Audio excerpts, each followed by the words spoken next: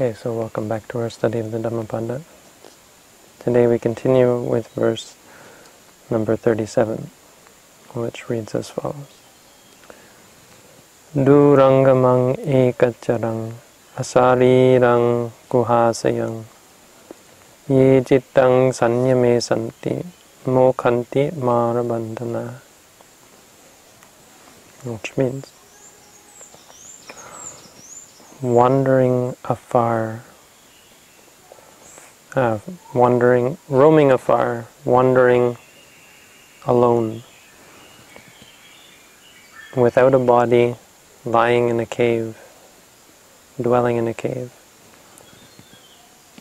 Dūraṅgamaṃ ekacaraṃ asarīraṃ guhāsayaṃ. Traveling afar, wandering alone, without a body, dwelling in a cave. Whoever will subdue this mind, will become free from the bonds of Mara. So I try to make it clear that according to the intent of the verse. There's a bit of a wordplay here, or a little bit of a trick to this verse. See, the verse starts not by identifying what it is that it's talking about. So you start to get a picture in your mind from the first half of the verse. Dūraṅgamaṃ, of something that roams about. Ekacaraṃ, alone. Yeah. And then suddenly it's without, you hear that it's without body, incorporeal, or somehow like a spirit or a ghost. It dwells in a cave. So with the first half of the stanza of the verse, you start to get this idea of some beast, some wild beast or monster. First a beast, but actually more like a monster because it has no body. And then the second part of the verse makes clear what we're talking about. This beast, what are we talking about? The beast of the mind. Whoever can subdue this, the beast of the mind, will become free from the bonds of Mara, the binds or the fetters of evil. So this story was given in regards to a monk called Sangharakkhita, or he was also called Sangharakkhita Bhagineya, which means the nephew of Sangharakkhita, because the story goes that there was an elder named Sangharakkhita who was an arahant, and he had a nephew who also was given the name Sangharakkhita, because when he went forth they wanted to name the nephew after the uncle, and so they called him Sangharakkhita as well. And as it went, the nephew went forth after the uncle, and actually became a monk as a pupil of the uncle. The uncle became the preceptor of the nephew once the nephew came of age. And the story goes that this nephew went to stay in a certain monastery and stayed there for the rains, and at the end of the rains was given two good quality robes, one of 7 spans and one of 8 spans, or 7 feet and 8 feet or something like that. And so he thought he'd give the bigger one.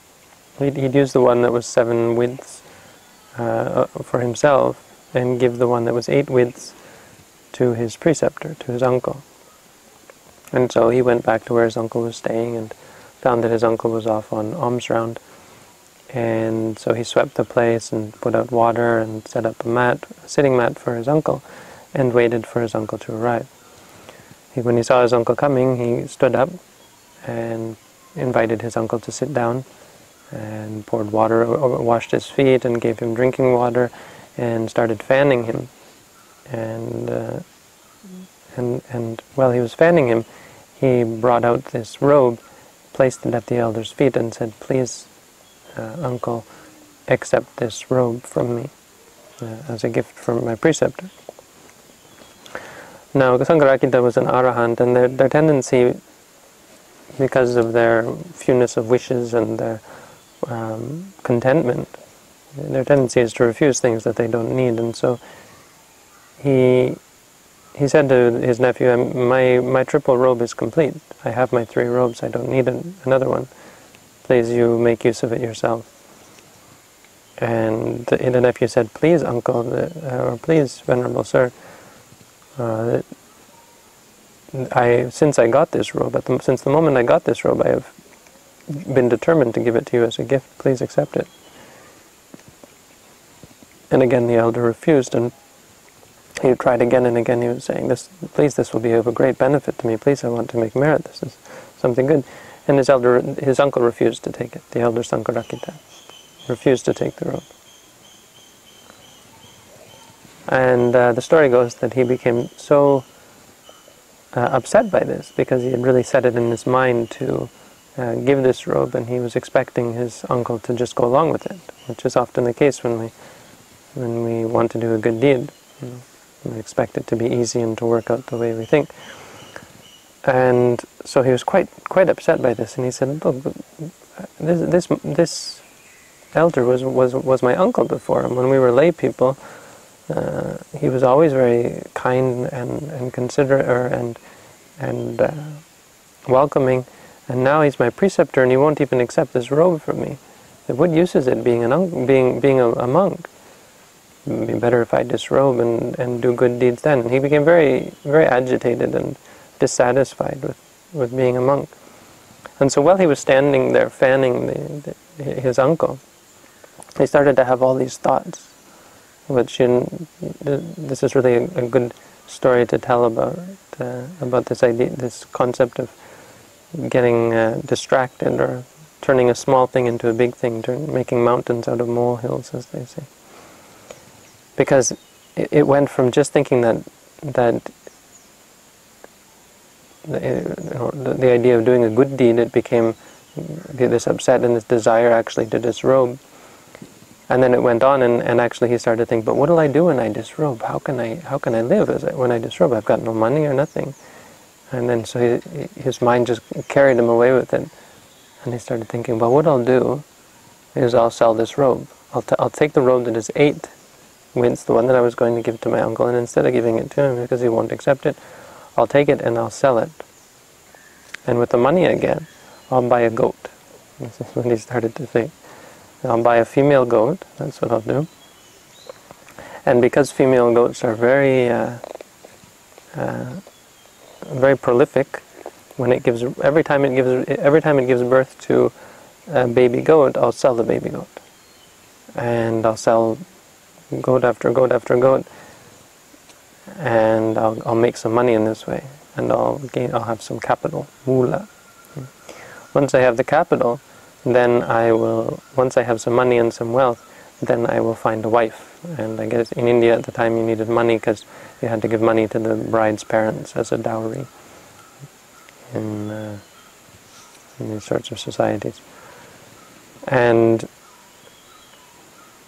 so, and then I'll get a wife, and then she'll give birth to a son, right? And then once I have a son, then I'll take my son to meet my uncle, and then my uncle will be so happy to meet his grandnephew, his nephew's son. And so we'll get a little cart, and we'll put my son, like his mind just totally took him away with it. We'll get this little cart, little baby carriage, and we'll put the baby in the carriage, and we'll set out, the 3 of us, to go and see my uncle. And we'll go along like this. And then along the way, he's just thinking about picturing it in his mind, and then they're going along the way, and then my wife will be walking beside me, and I'll say to her, "Give me my son. I wish to carry him for some time." And the wife will say, well, "What do you keep pushing the cart? What do you want with carrying your son?" And so we'll argue back and forth, and then instead of giving me my son, she'll pick him up and carry him herself. But she'll be so weak because of all the travel, and because she's a woman, she won't be able to carry him, not strong like me, like a man. And so then she'll drop my son, and he'll fall in front of the carriage as I'm pushing it, and he'll get crushed by the wheels, and he'll die. And then I'll get really angry with her and say, look what you've done, you're so weak, you can't even carry this, my son, you've destroyed me. And then I'll take my stick and I'll whack her over the head with it. It's amazing how far his mind went, no? Now the problem, of course, well, besides the obvious, but the real problem with this is he was still fanning the elder when he was thinking this. And so he's holding the fan and he's so lost in thought that when he comes to this part where he's going to hit his wife, he takes the fan and he whacks the elder over the head. An arahant at that. And the elder just sits up and says, what? And he thinks in his mind, well, he was an arahant, so he wasn't perturbed by it, but it was quite a shock, I suppose. And he thought in his mind, what is it that's causing him, why in the world would he hit me over the head? And with his presence of mind, he's able to see that the reason he hit me over the head is because of he's daydreaming here. And so he spoke up and he said to his nephew, he said, Sangarakita, just because you weren't able to hit your wife doesn't mean you have to hit an old elder like me. What are you doing hitting someone who is an old elder like myself?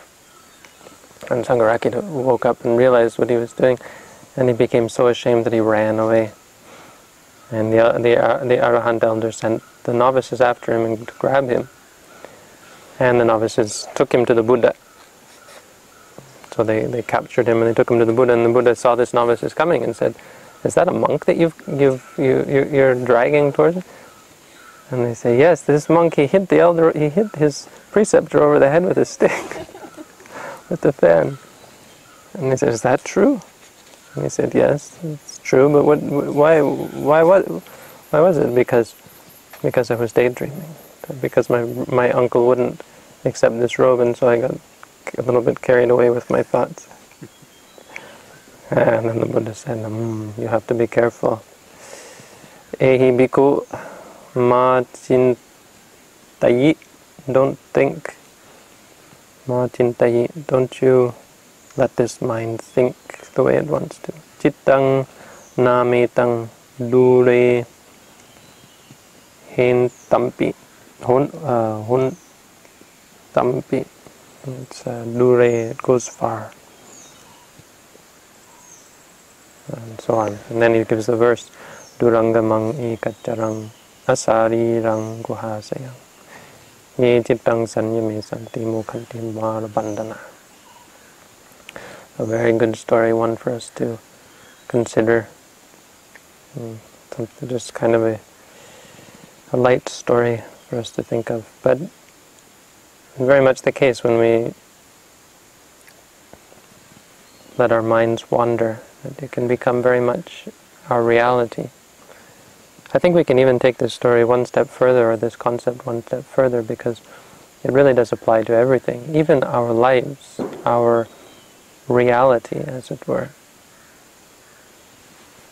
is very much the same as a daydream. Even our whole lives is very much this kind of a daydream. The mind will take us so far away. Even when we do meet with these kind of situations where we are investing in capital, in business and developing capital, our mind still takes us further and further away, and you can still think of it as daydream.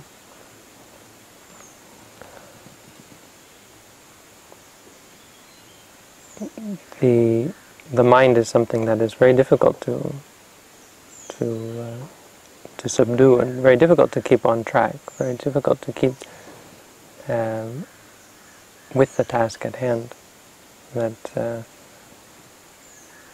even our lives, the lives that we do live, can be seen as some kind of daydream that we have. So, but the lesson which we take from this is that the mind runs away with us, that the mind takes us away with it. It can do this even in our lives. When a problem arises, we begin to develop thoughts and ideas and plans and goals and so on.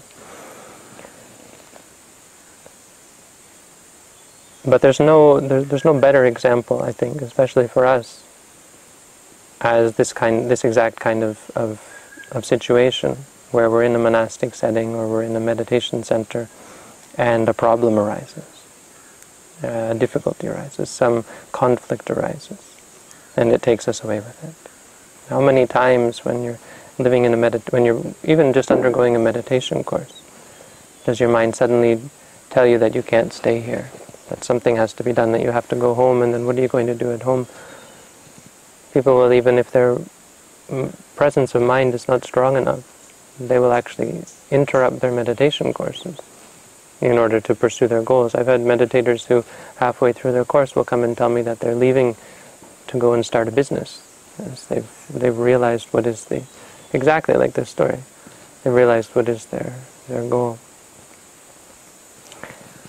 This happens again and again as a monk, where when difficulty arises, your mind will start to wander and you'll think, I can't take this anymore, it's time, I have to go back and live the lay life. And so you have these, when monks come to tell you that they're going to disrobe, once you get talking to them, you realize how far their minds have gone, how they've already begun to plan their lives, and so it's very difficult to convince people who have decided to disrobe to come back, because their mind is already gone. Their mind is no longer with you. This happens with meditators, it happens with monks. It's something that we have to guard ourselves against. So this is dūraṅgamaṃ, that the mind goes far. And this can apply in many instances where in our lives we have plans and we get very much caught up in our lives. We get caught up in goals, we get caught up in ideas and dreams, and therefore get caught up in busyness. We eventually decide we're going to take out a loan or a mortgage, or we're going to build or invest in something, and we're going to start a family and so on, and we develop all sorts of binds or fetters based on this mind that takes us away with it. We start to think that we'll do this and we'll gain something from it. We'll become something from it. This will be a good thing for us. And suddenly we find ourselves trapped in these dreams that we have, trapped in the illusions that we built up for ourselves. Somehow, like we've committed ourselves to these things. When people come to know us for our business or our family, our wives, our husbands, our children, and we have to take care of them, and suddenly we're caught up in the results of our dreams, the place that our mind has taken us. So, for example, this is where Sangharakkhita would have found himself if he hadn't been so close to the Buddha. He would have actually gone off, and if he hadn't hit the elder over the head, he would have actually left and decided to get caught up in this sort of life. And the very things that he was dreaming about could very well come true, or of course much worse and much more of a tangle.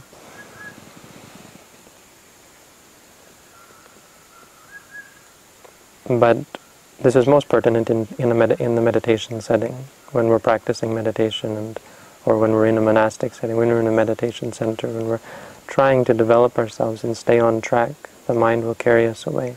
A small problem becomes a huge problem. So there's something insignificant, as the elder just stating the fact that he had enough robes, turned into a huge problem for this monk. And so the one lesson that I think it's very important that we bring away from this is not to make more of things than they actually are.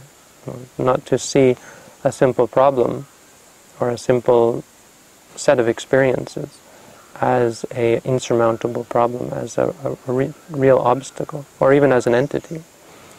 We should never let our minds trick us into thinking that these experiences that we have, and by experiences I mean really everything in our lives, what we label as a problem, or a conflict, or an issue in our lives, do not see it as a problem or an issue or or even a situation, to just see it as experience from moment to moment, to see everything like this. This goes really with everything in our meditation. When we have pains in the body, not to let ourselves become convinced that there's something wrong, that maybe we're going to injure ourselves. When there's thoughts in the mind or emotions in the mind, not to come to think that there's anything to them.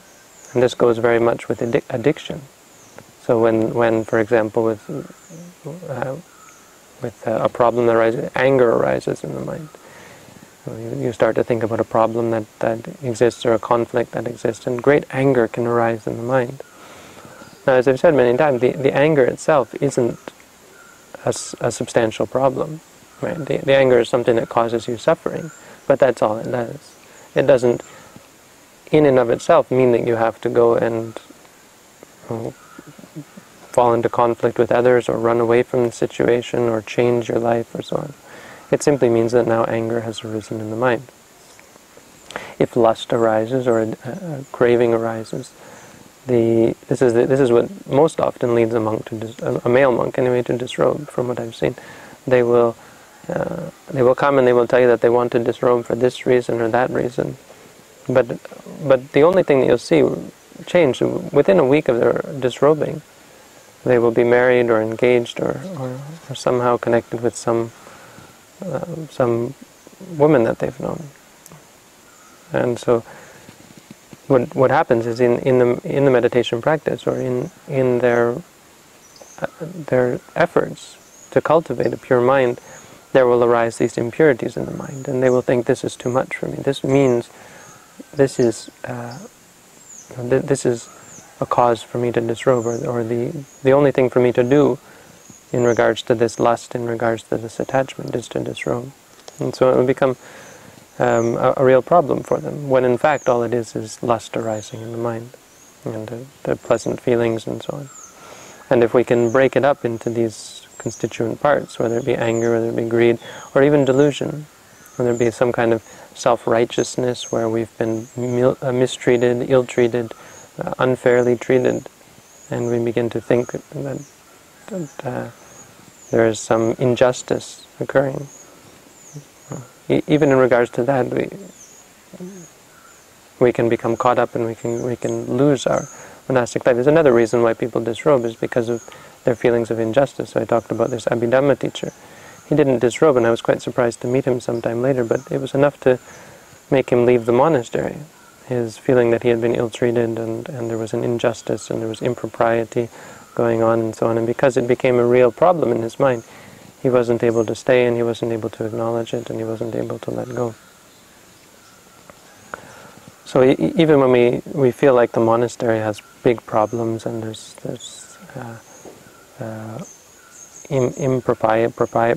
impropriety, or there's injustice, or partiality, or something wrong with the place that we're living. Whatever these problems are, to come to see that they're just experience, that they don't really exist, and they're mostly just these thoughts that come up in the mind. So this is dūraṅgamaṃ, that the mind wanders far into takes something very simple and develops into something big, and can get totally removed from reality. So the reality of our lives, the reality of our meditation practice, the reality of the experience, we totally lose this. The mind has a very difficult time to stay close, to stay next to the reality. So really this is what our meditation practice is all about, to bring the mind back again and again, moment to moment, to the ultimate reality, to the experience itself. Ekacaraṃ means there's only one mind arising at any given time. The mind can't take two objects at once. So it's kind of pertinent in this story, because you can see that he totally lost track of where he was, and his mind was totally unable to connect with the reality.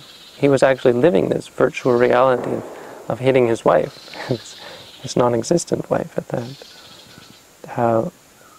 But this same concept can very much apply to our meditation. Our mind can either be with the present moment, or it can be with with a thought. It can't be in both. You can't be meditating and thinking at the same time. So you can't be living your life, engaging in your business and actively pursuing your goals and your thoughts and your dreams, and at the same time be meditating. This is someone asked me yesterday, one of the people visiting the monastery asked me whether it was possible to be successful in business and still practice meditation. Of course, the answer that you normally would hear is that yes, it's possible. But when you think about it, and when I thought about it, it seemed to me that no, actually, it's not really that so possible after all. Because the more you practice meditation, the less you're going to think about your work. And if you actually are mindful during the time that you work, it is actually not going to lead to success. If you're aware of the experiences as they occur, you're going to have no ambition, you're going to have no dreams, you're not going to have any thoughts about the future. You're not going to plan for the future, you're not going to worry about the future, you're not going to think about the future at all. And so your business will probably not do so well. The reason I thought like this is because we have the example of an arahant who can't stay as a layperson. When a person becomes an arahant, either they ordain or they pass away. There's no other possibility. And this is because of their lack of interest, total lack of interest, and lack of ability, really, to conceive of things, to create, give rise to conception or plans or desires or so on. So either they live in a situation where they are able to dedicate themselves to the ultimate reality, like as the Buddhist monk, or else they just naturally pass away and enter into full nibbana. So the mind can only take one object at once, and you might say that the mind is only capable of one path. So you have to choose for yourself what path you want to do. And this is most obvious for people who are engaged in unwholesome activities. So people who come to practice meditation and at the same time are engaging in unwholesome livelihood. For example, this one meditator who was a biologist, and he was very interested in Buddhism, and so he came to ask me about meditation, and with what little I knew at the time, I explained to him and led him through the meditation course. But after some time, he came to me and he was really concerned about his actions as a biologist and how he was dissecting rats and killing rats and guinea pigs and animals and so on. And he found that it was really getting in the way of his meditation practice. And I told him at the time that it was quite clear that he had to choose one or the other. There's nothing that can be said. There's no solution to this. Either you create suffering or you find peace. You can't do both at once. And so the mind can only go in one direction at once. You can't both stay in the world and leave the world. You can't both find peace and pursue pursue a stressful, active life. You have to choose one or the other. Asarīraṃ, that the mind is without body. Well, this goes without saying, and it's really just a kind of a trick to help solve the riddle, because it's much like a riddle, this verse. The first half is something where you could pause and ask, what is it, like in The Hobbit, for example. So here you have a riddle, and you have to give the answer. What is it that wanders alone, roams afar, wanders alone, is without a body, and dwells in a cave? But asarīraṃ is interesting for another reason, that the mind is not something you can find. It's not something you can look for. It's not something you can even look inside and come to see. Many people have actually tried to do this. There's a meditation group that I was listening to. I was listening to a talk that their leader, one of their leaders, gave, and they said that the mind has this size, and you can actually see it in your body. And if you practice a certain type of meditation, you come to see the mind, and you come to see how big it is. It's about the size of an ostrich egg. And this is very much against the Buddhist teaching, which says that the mind is asarīraṃ, that it has no form. And the reason why this is important is to help us to see the distinction between the body and the mind, help us to remind us that what we're seeing is only a concept. And it tells us that we can't actually find the mind, we can't look for it. But it's kind of a funny thing to do anyway, because what are you using to look? You're using the mind. So when you say, you focus on, say, your abdomen here and you see your mind, well, what is it that's seeing the mind, right? It's actually the real mind. Whatever you see is just an object of the mind. If you say, I was looking and I found the mind, well, what is it that found the mind, right? How could you possibly, since it's the mind that is doing the finding, how could you possibly find it? So what the importance this has for a meditation is that it reminds us not to try to take the mind as a meditation object. How do we do that? Or how do we accomplish the meditation goal? The goal of the meditation practice, if we're not focusing on the mind, we focus on the body. So we start by focusing on the stomach, for example, or we focus on the breath, or we focus on the sensations in the body, we focus on the thoughts that arise. We focus on the object of experience. We don't actually focus on the mind. And what happens is that as you focus on, for example, the stomach, you'll see the mind naturally. Why? Because what's looking at the stomach is the mind. And you'll learn about the mind without actually observing the mind. Because you can't observe your own mind, right? So you'll be watching rising, falling, and suddenly the mind wanders. And suddenly you're thinking about something else. Thinking about hitting your wife or so on. And so then you'll come back and you'll realize, oh, I was wandering there. And in this way you'll learn about the mind. You didn't ever have to take the mind as your object. Just by taking the body as the object, you will learn about the mind. So in meditation practice we don't actually look to find the mind. And people who say that they've experienced this mind or that mind, the best you can do is to realize after the state of the mind. When you have anger, to realize that was an angry mind. According to the Abhidhamma, we can never actually be mindful of something as it occurs because we're too busy knowing it. When we see something, we're busy seeing it. So the next moment is when we're mindful, when we actually remind ourselves that was seeing. So the mind is not something that you can take directly as a meditation object. It's something that you come to know through your perception of the body. And this is why we do, for example, walking meditation, why we do when we sit, why we watch the stomach. People think, well, this is kind of a mundane sort of thing, a boring sort of object to watch, not of any use because it has nothing to do with my mind, my soul, my spirit, or so on.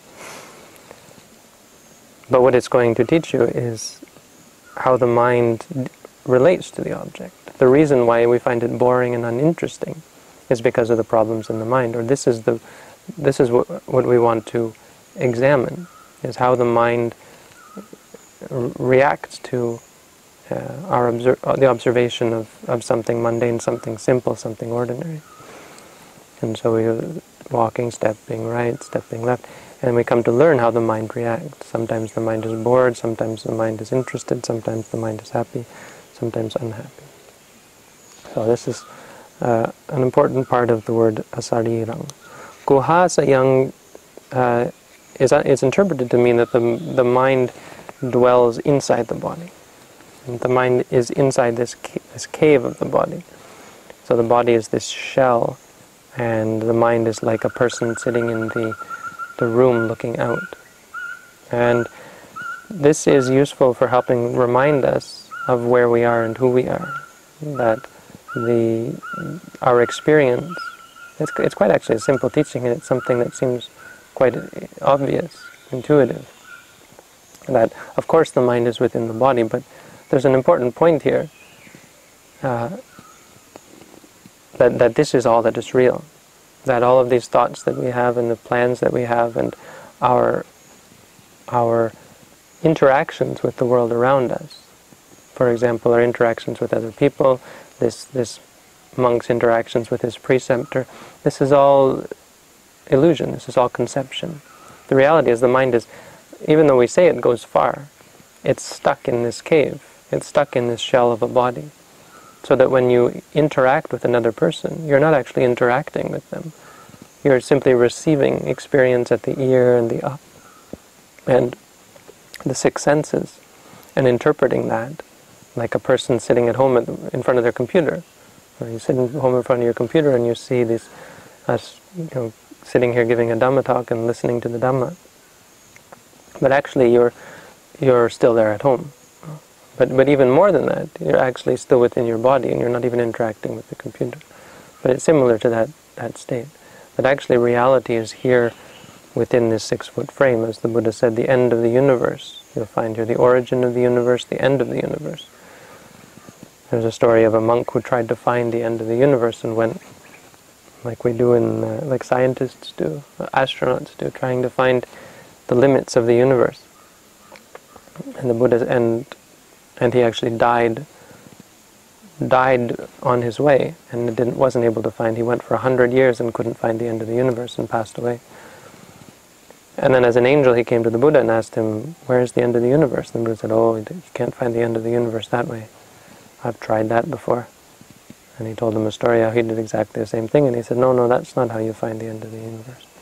But he said, within this, imasaming yeva atta bhave, within this very being that is 6 feet tall and 3 feet wide and 2 feet thick or 1 foot thick, this is where you find the beginning of the universe, and this is where you find the end of the universe.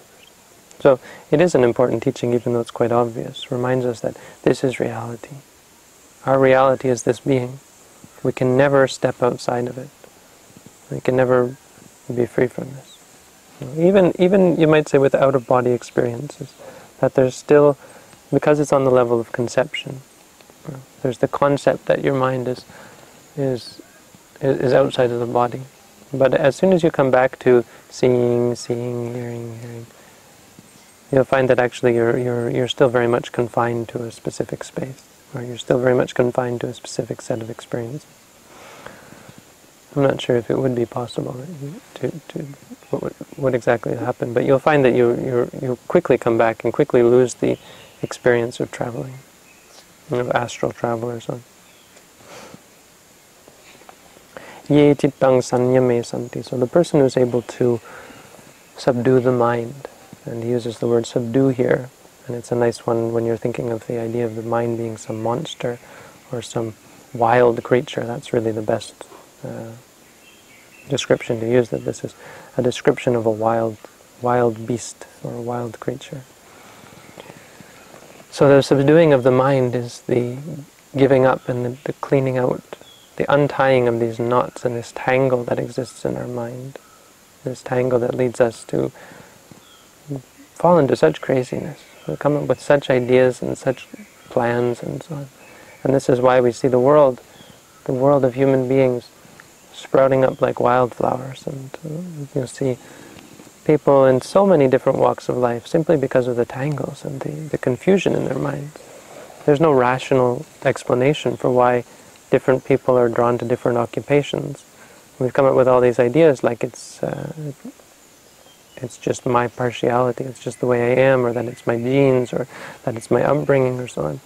What it is actually is our confusion in our mind, the wild nature of the mind that takes us into such craziness. So you see people out there, if you look objectively, you'll realize that actually the state of things with human beings is quite chaotic and shocking, really, to see there are people who destroy themselves. Right now and throughout the world, there are people who are destroying themselves, driving themselves into insanity and to breakdown, to burnout and so on. People who are causing such suffering for others, who are destroying and corrupting their own minds. People who are engaging in such debauchery and hedonism, and destroying and burning their own minds up.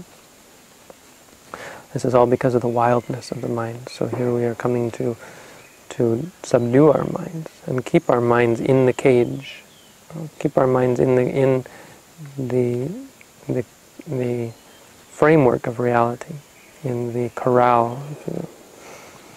So whoever can do this will become free from the bonds of Mara. The bonds of Mara, you see, the Mara's realm is outside of our corral. So I've given this a simile of the fence posts, no? But it's not really actually to keep us in, or it's not really to to cage us. People think, well, this sounds very very confining.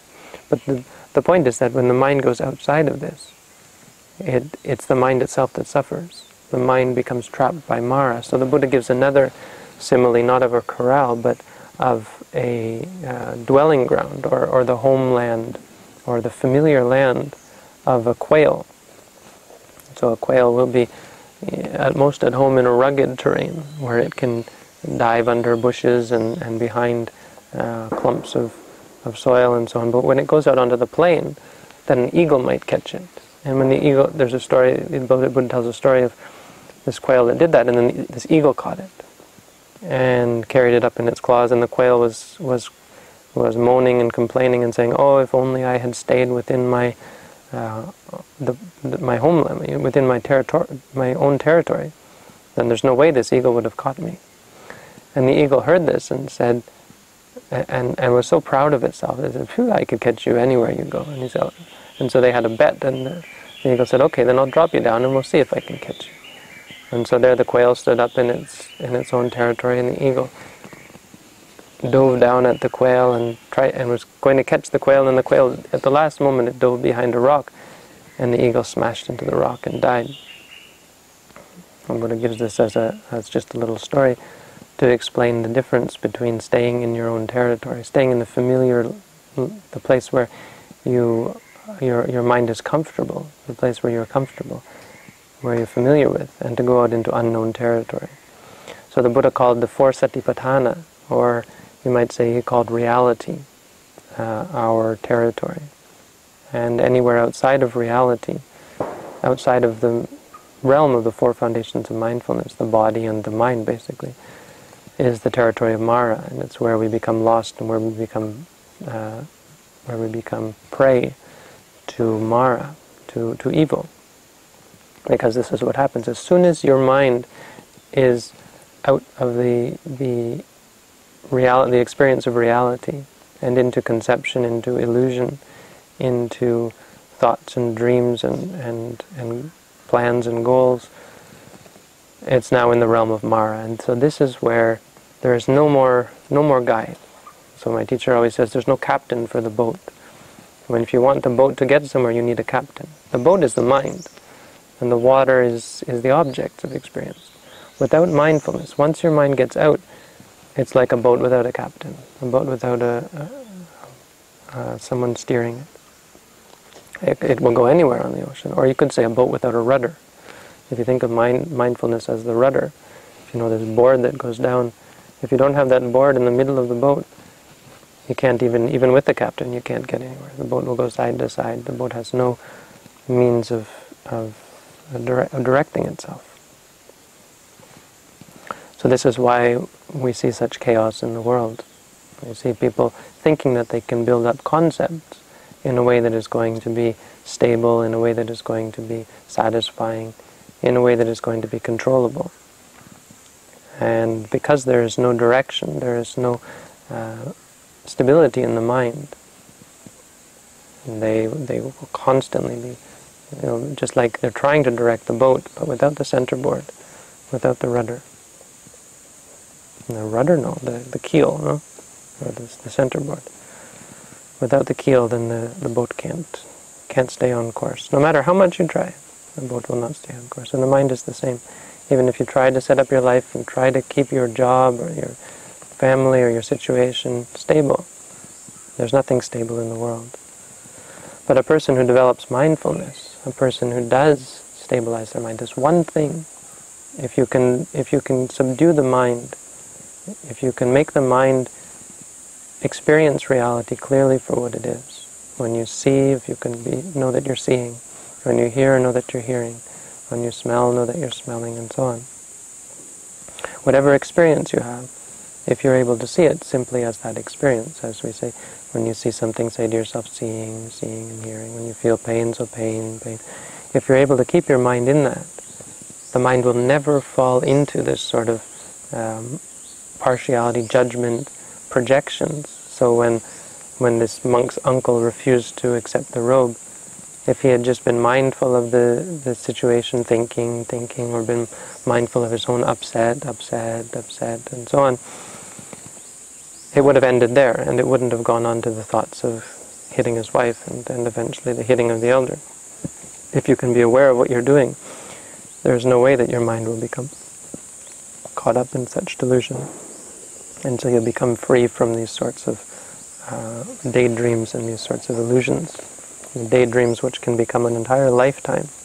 Our whole life can become an illusion based on our delusions, based on our thoughts and ideas and goals and so on. So another important talk, so this is a verse that is one that I remember quite well. It's something that is, it's a verse that is well worth memorizing and keeping in mind. And it's really the subduing of the mind, and we should remember what the mind is like. This whole section is very much about, it's the cittaṃ, it's explaining about the mind. So you see the similarities with them, reminding us of the nature of the mind, how difficult it is to control the mind, and how fickle the mind can be, how light it can be, and flighty it can be, and how much care it takes to guard the mind, and how much work it takes to subdue the mind, and finally how much benefit there is in subduing and guarding the mind. So, another verse of the Dhammapada. Thank you for joining us, and we'll see you next time.